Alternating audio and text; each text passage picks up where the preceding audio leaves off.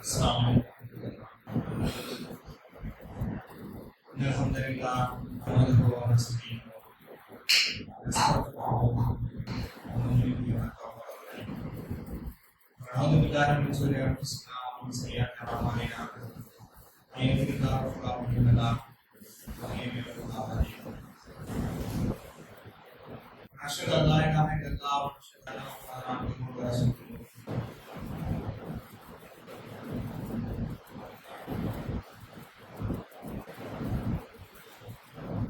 முன்னேற்றக்கும் மதிப்பிற்கும் உரிய அல்லாஹ்வினுடைய நல்லடியார்களே, அல்லாஹ்வினுடைய மாபெரும் அருளும் கிருபையும் உங்கள் மீதும் என் மீதும் உரியதுமான அல்லாஹ் கேட்டவா என்னுடைய உரை நான்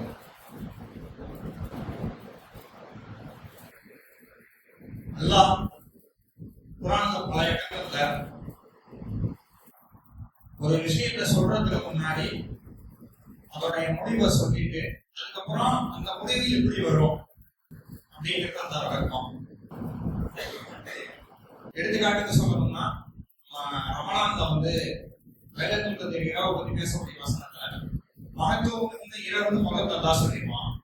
அதுக்கப்புறம் அது என்னவென்று உங்களுக்கு தெரியுமா அப்படின்னு சொல்லி அதை விளக்குவான்.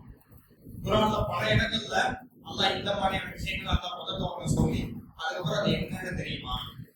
அப்புறம் நம்ம பைபிளுடைய சூறாவோட சுத்தமான நடத்தை பத்தி எல்லாம் சொல்லுவாங்க. அது என்னன்னு தெரியுமா அது புறம் பேசி பிடிப்பவர்களை கொண்டு போய் சேர்க்கக்கூடிய இடம் அப்படின்னு கேட்டாங்க.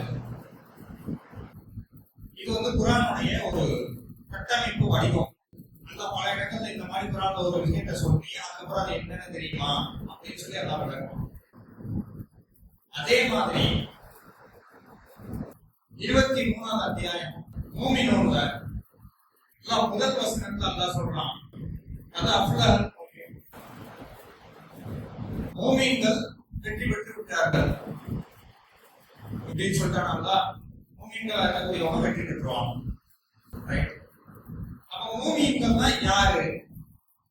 மூமின்கள் இருக்கக்கூடியவங்களுடைய பண்புகள் என்ன, அவங்க என்னென்ன பண்புகளுக்கு சொந்தக்காரர்களா இருப்பாங்க அப்படிங்கிறத அல்லாஹ் அடுத்த வசனத்துல விளக்குறான். முதல்ல அந்த விஷயத்தை சொல்லிட்டு அதுக்கடுத்து அல்லாஹ் எல்லாமே விளக்குறான்.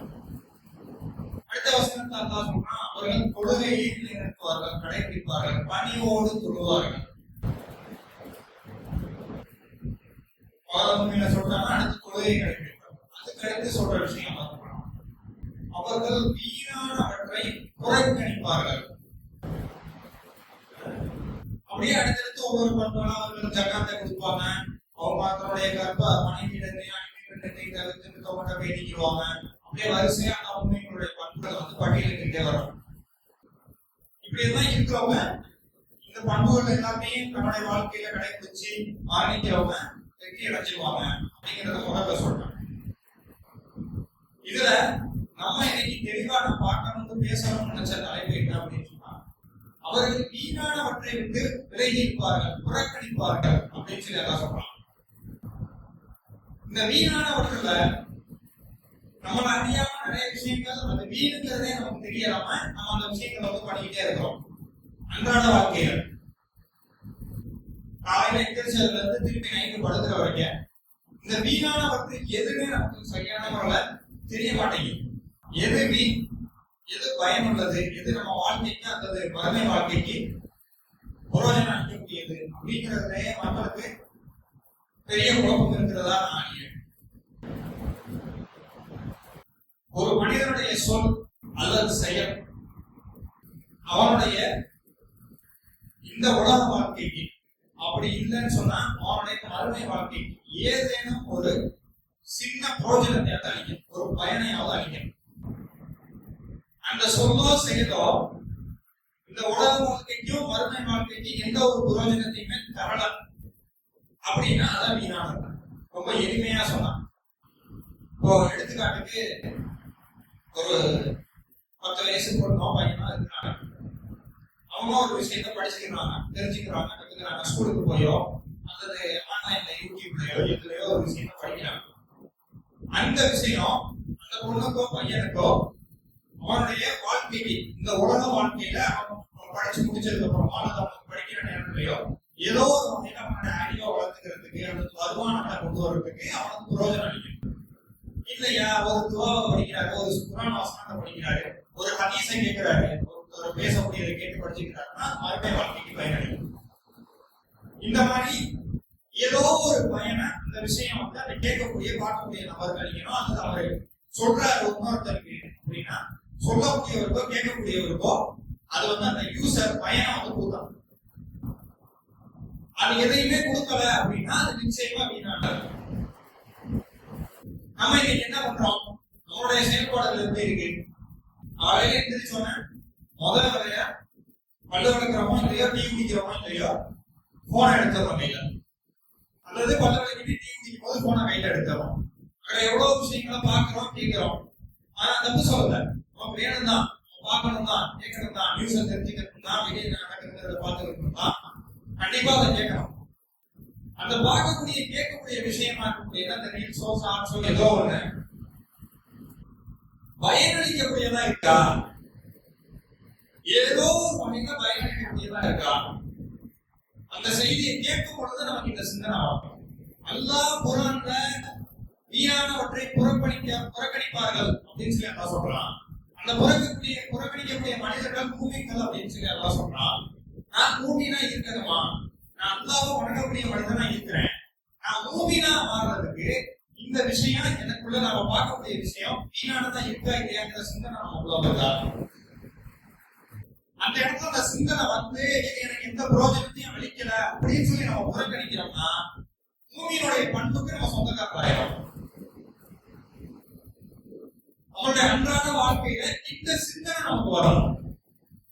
வெறுமனே நான் போன சொல்றேன், ரீல்ஸ சொல்றேன், அதுல மட்டும் கிடையாது.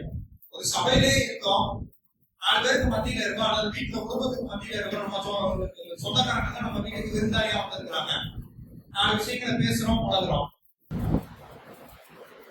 ஒரே கேள்வி கிண்டமான சபை இருக்கா? அல்லது நம்ம பேசக்கூடிய விஷயங்களால நம்ம பேசக்கூடியதை கேட்டு அதை வாங்கக்கூடிய மனிதருக்கு ஏதாவது பயம் இருக்குதா? நம்ம செய்யக்கூடிய செயலால ஏதாவது பயம் இருக்குதா? அப்படிங்கிறத நம்ம சிந்திக்கணும். இன்னைக்கு நம்மளுடைய செயல்களும் பேச்சுக்களும் எப்படி இருக்குன்னா ஒரு கேளிக்கைக்காகவும் ஒரு வீணாகவும் அப்படிதான் அதிகமான பேச்சுக்கள் அமைஞ்சிருக்குது ஒழிய நம்ம பேசக்கூடியதுனால ஏதாவது ஒரு அழிவுகோல இருந்தா அல்லது ஏதாவது ஒரு பிரயோஜனமா இருக்காங்க ரொம்ப கம்மி. பெரும்பாலும் நம்மளால பார்க்க முடியாது. ஏன்னா நம்ம எடுத்துக்கக்கூடிய தகவலே பயமுள்ளதா இல்லை.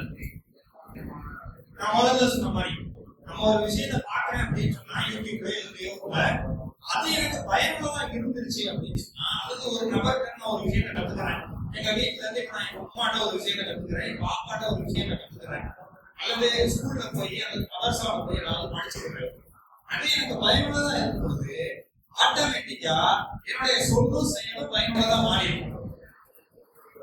இந்த இடத்துல கத்துக்கிற விஷயம் பயனில்லாத விஷயம் ஆயிடுச்சுன்னா என்னுடைய சொல்லும் செயலும் அந்த இடத்துல பயனற்றதாக போயிடும். அப்போ நம்ம எதை படிச்சுக்கிறோம், எதை தெரிஞ்சுக்கிறோம், எதுக்கு நம்ம அதிகமான நேரத்தை செலவிடுறோம் அப்படிங்கிற நேரத்துல நமக்கு இந்த சிந்தனை வரணும். அல்லாஹ் எனக்கு சொல்லிட்டு இந்த மாதிரி நான் புறக்கணிக்கிறேன்னா வீணான விஷயத்த இது எனக்கு பிரயோஜனம் அளிக்கக்கூடியதா இல்லையா, அல்லது நான் நேரத்தை வீணா சமாளிச்சுட்டு இருக்கிறேன். போன கையில எடுத்துட்டா போதும், ஸ்க்ரோல் பண்ணி 5 நிமிஷம் பார்ப்போம் போய் 1/2 மணி நேரம் ஆயிடுச்சு, 1 மணி நேரம் ஆயிடுச்சு. அந்த நேரம் மொத்தத்தையும் என்ன இந்த விஷயத்துல ஏதாவது ஒண்ணு கத்துக்கிட்டோமா, 1 மணி நேரம் போயிடுச்சு, இந்த 1 மணி நேரத்துல பிரயோஜனமா நான் ஏதாவது செலவழிச்சிருக்கேன் அப்படின்னு கேட்டா அதுக்கான பதில் பலர்கிட்ட இல்லைங்கிறது தான் பதிலாவே இருக்கு. ஒரு கட்டத்துல நமக்கு இது பழக்கம் ஆயிடுச்சுன்னா ரொம்ப மோசமான நிலைமைக்கு நம்ம அதை தள்ளி விட்டுறோம். நம்மளுடைய செயல்கள் ஒவ்வொன்றையும் நம்ம ஆராய்ச்சி பண்ணி பார்க்கணும். எந்த விஷயத்தை நம்ம செஞ்சோம்னாலும் சரி, எந்த ஒரு விஷயத்த சொன்னோம்னாலும் சரி, இந்த விஷயம் எனக்கு பயன் அளிக்குமா அளிக்காது. இப்ப நான் இதை பேச போறேன், இது எனக்கு பயன் அளிக்குமா, இப்ப நான் இதை செய்ய போறேன், இது எனக்கு பயன் அளிக்குமா, 2 இடத்துல உலகத்திலேயோ மறுமையிலையோ அது பயன் அளித்தீங்கன்னா அந்த விஷயத்தை உடனே அதை புறக்கணிச்சுட்டு இது எனக்கு பயனற்றது, இது யூஸ்லெஸ், இது வேஸ்ட் ஆஃப் டைம் அப்படிங்கிற சிந்தனை உடனே நம்ம உள்ளத்துல வந்து அந்த விஷயத்தை விட்டு விலகணும். இப்படி நம்ம விலகும் பொழுது நம்மளுடைய உள்ளங்கள் ஆட்டோமேட்டிக்கா பரிசுத்தமாயிரும், நம்மளுடைய செயல்கள் ஆட்டோமேட்டிக்கா பரிசுத்தமாயிரும். அவருடைய பேச்சு ஆட்டோமேட்டிக்கா பரிசுத்தமாயிரும். அதுல அல்லாஹ் இன்னும் சொல்றான், அவர்கள் வீணானவற்றை புறக்கணித்துட்டு அவர்கிட்ட பேசுறதுக்கு பயன்படுறதுன்னா மௌனமா இருப்பாங்க. அப்ப என்கிட்ட எதுவுமே இல்லை அப்படின்னா மௌனமா இருக்கிறதே சிறந்தது. அவனுடைய செயல்கள் முழுவதுக்கும் முன்னாடி நம்ம இங்க ஆராய்ச்சி பார்க்கிறோமா? யாரோ ஒருத்தர் ஏதோ ஒரு விஷயத்த சொல்லியோ செஞ்சோ சமூக வலைதளத்துல பதிவிடுறாரு. அதனால நமக்கு எந்த பிரயோஜனமுமே கிடையாது. அவருடைய ஒரு சில குறிப்பிட்ட காரணத்துக்காக அவர் பிரபலமாகட்டோ அல்லது நிறைய பேர் பார்க்கறப்போ ஒரு விஷயத்தை செய்யறாரு. அதை நம்ம வெளியே சொல்ல முடியாது. நம்ம அதை பார்க்கிறோம்ன்ற பட்சத்துல நம்ம தான் வெளியே செய்யறோம். எந்த விஷயத்த செஞ்சு நம்ம பாதிப்புள்ளாரமோ அந்த விஷயத்துக்கு முழு பொறுப்பு நம்ம. அவர் போட்டாரு, அதனால நான் அதை பார்த்தேன். உன்னையாவது பார்க்க சொன்னாங்க. நம்மளுடைய தவறுகளுக்கு நம்ம தான் காரணம். அல்லாஹ் குர்ஆன்ல சொல்றான், அவர்கள் காரணத்தை கொண்டு அவர்களுடைய கேடுகளை வந்து தேடிக்கிறாங்க அப்படின்னு சொல்லி அல்லாஹ் சொல்றான்.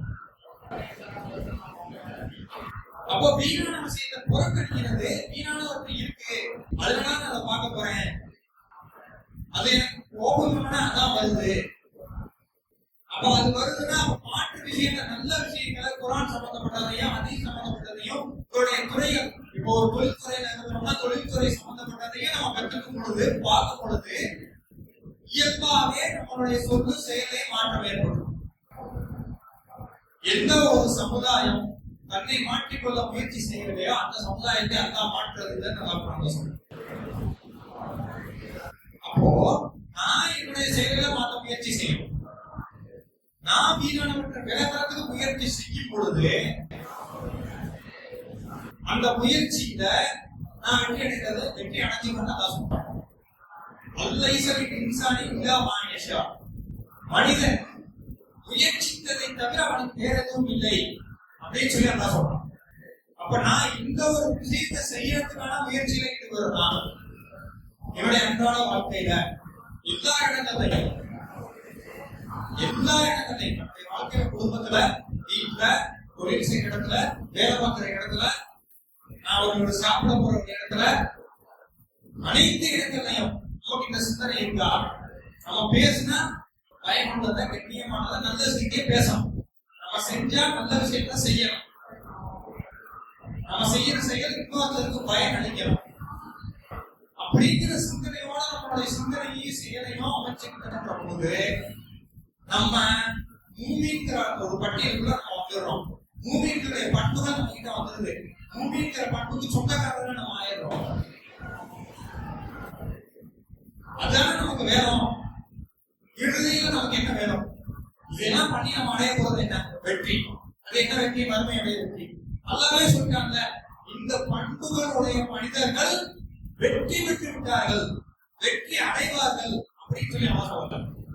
அவங்க வெற்றி அடைஞ்சிருவாங்க, வெற்றி பெற்று விட்டார்கள். இந்த பண்பு இருந்துச்சுன்னா அவன் கன்ஃபார்மா 100% வெற்றி அடைஞ்சிருவான். அவன் அடையாம இருக்கவே மாட்டான். அப்ப அந்த பண்புகளுக்கு நம்ம சொந்தக்காரர் ஆக்கிக்கிட்டோமா?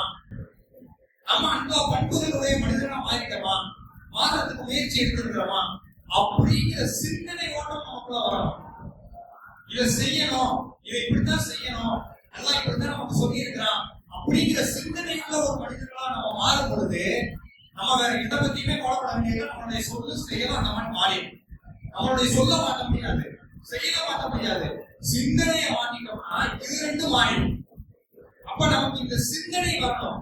இந்த சிந்தனை வரதுக்கு நம்ம அந்த முயற்சி எடுக்கணும். அந்த முயற்சி எடுக்கிறதுக்கு நம்மளுடைய எந்த விஷயத்தை நம்ம கத்துக்கிறோமோ, எதை நம்ம பாக்குறோமோ அந்த விஷயத்தை அப்படி மாத்திட்டோம்னா இது எல்லாமே சீராயிடும்.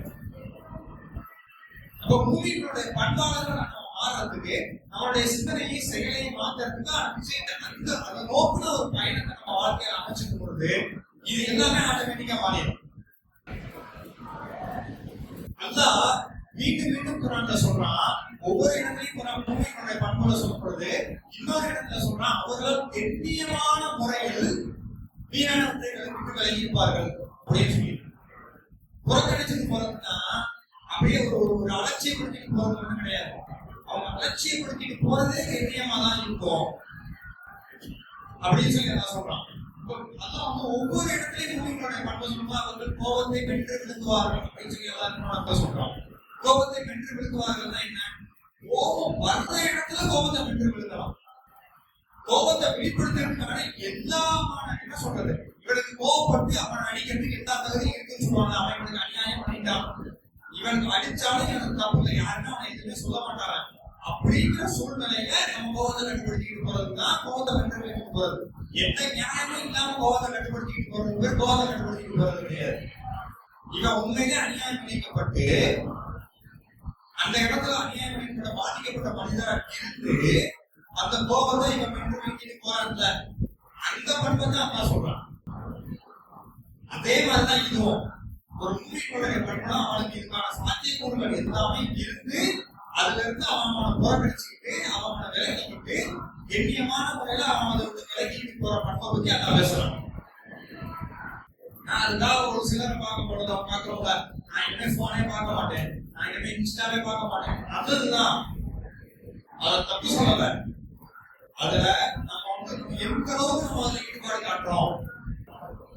இப்ப எல்லா விஷயத்திலயுமே நல்லது கிட்டது இருக்கு. சமூக வலைதளங்கள் எடுத்துக்கிட்டீங்கன்னா அதுலயும் நல்லது கிட்டது இருக்கு. அதுக்காக அது பக்கமே போக மாட்டேன்னு சொன்னா அது வந்து சிறந்தது.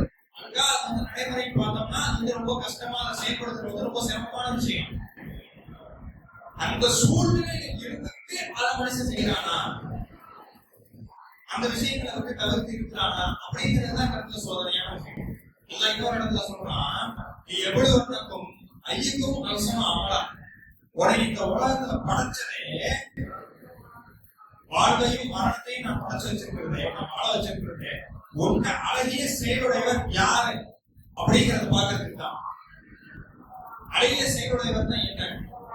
நல்ல விஷயங்களை செய்யறதா? எல்லா செயலும் இருக்கு, ஆனா நீ அழகிய செயலை தேர்ந்தெடுத்து அந்த செயலை செய்யறியா அப்படிங்கிறத பாக்குறதுக்காக தான் உன்னை நான் படைச்சிருக்கிறேன் அப்படின்னு சொல்லி சொன்னான். அழகிய செயல் தான் என்ன? அந்த அழகிய செயலுடைய பட்டியல் தான் இங்கே ஒரு இடத்துல அல்லாஹ் சொல்லியிருக்காங்க அழகிய செயல். அந்த அழகிய செயல் எங்க இருக்கு அப்படின்னு பார்த்தோம்னா 23ஆம் அத்தியாயத்துல பல இடத்துல சொல்றான். அதுல ஒரு வசனத்தை நான் சொல்றேன்.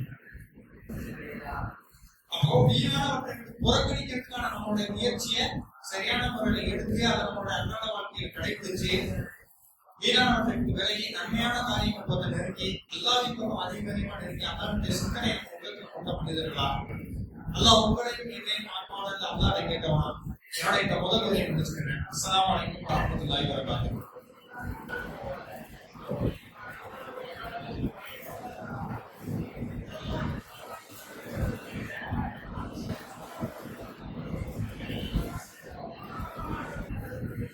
அஸ்ஸலாமு அலைக்கும்.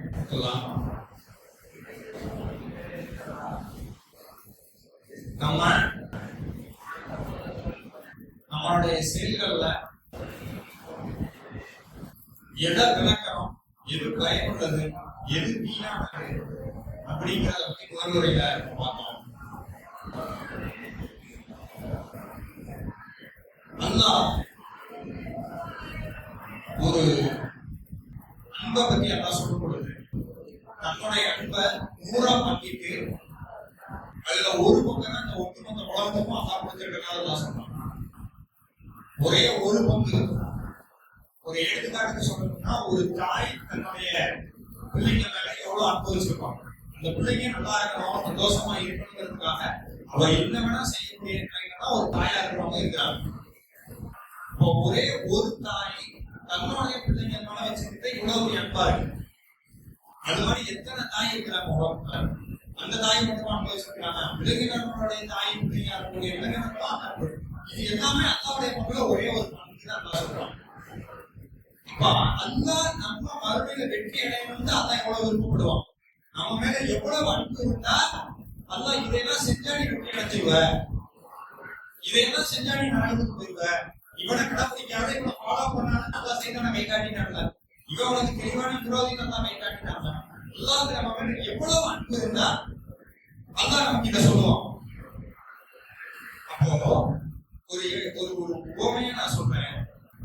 ஒருத்தர் மேல நமக்கு அளவு கடந்த அன்பு இருக்கு, ஒருத்தர் மேல அளவு கடந்த மரியாதை இருக்கு அப்படின்னு சொன்னா நம்மளுடைய செயலுக்கு போயிருவோம். அவங்க ஒரு விஷயத்தை விருப்பப்படுறாங்க, நம்மகிட்ட சொல்றாங்க அப்படின்னு சொன்னா அதை நம்ம செய்யறதுக்கு எவ்வளவு முற்படுவோம். அவங்க சொன்னானா அந்த செயலை செஞ்சு முடிச்சு அவங்கள்ட்ட இருக்கிற அன்பை சம்பாதிச்சுக்கணும், அவங்களோட அன்பா இருக்கிறாங்க, இணக்கமா இருந்துடணும். ஒரு கணவன் மனைவியா இருக்கிறவங்க அன்பா இருக்கிறாங்கன்னா தன்னுடைய மனைவி கேட்டோன்னா ஒரு விஷயத்தை செஞ்சு கொடுத்தணும் கணவன் நினைப்பாரு. நம்முடைய கணவன் கேட்டோன்னா செஞ்சு கொடுத்தணும் ஒரு மனைவி நினைப்பா. ஏன்னா அந்த இடத்துல அந்த அன்பு நிறையா இருக்கு, அதிகமா இருக்கு. அதிகப்படியான அன்பின் காரணமா நடக்குது. அப்ப இவ்வளவு அன்பு வச்சிருக்க அல்லாஹ் நம்ம கிட்ட ஒரு விஷயத்த சொல்றான். அல்லாஹ்வின் மீது அன்பு கொண்ட நம்ம, அல்லாஹ் என்கிட்ட இப்படி ஒரு விஷயத்த சொல்லிட்டான், அல்லாஹ் இருந்து விலகிட்ட சொல்லிட்டான் அப்படின்னு சொன்னா நம்மளுடைய செயல் எப்படி இருக்கும்? அல்லாஹ்வினுடைய அன்பை பெறக்கூடிய செயலாக தான் இருக்கணும். அல்லாவே என்ன சொல்லிட்டாப்பா, எவ்வளவு ஒரு மகிழ்ச்சியோடையும் சந்தோஷத்தோடையும் ஒரு ஆனந்தத்தோடையும் அல்லாஹ் இவ்வளவு அழகா தெளிவா சொன்னான். குர்ஆன் ஆரம்பிச்சிருந்து கடைசி வரைக்கும் நம்மளுக்கான வழிகாட்டுதலான அல்லாஹ் சொன்னான். அல்லாஹ் எனக்கு இந்த குர்ஆனை அறிவிருக்கான், அல்லாஹ் என்கிட்ட இந்த குர்ஆன் மூலமா பேசுறான். இந்த அல்லாஹ்வை பார்த்த அல்லாஹ் நான் ஜெயிக்கணும், நான் மறுமையில வெற்றி அடையணும், நான் சொல்றதுக்கு போகணும், நான் அல்லாஹ் அவன்கிட்ட நான் நல்ல பேர் எடுக்கணுங்கிற அன்பாலையும் இதை பாசத்தினால என்னன்னு சொல்றான். ஒவ்வொரு நேரத்தையும் சொல்றாங்க நீங்க எல்லாம் அன்புடையோன். அப்படிலாம் எவ்வளவு அன்பு வச்சிருந்தா தான் படைச்ச அடியாருக்கு மேல இந்த விஷயத்தை அவங்க இறக்கி இருந்திருப்பான்.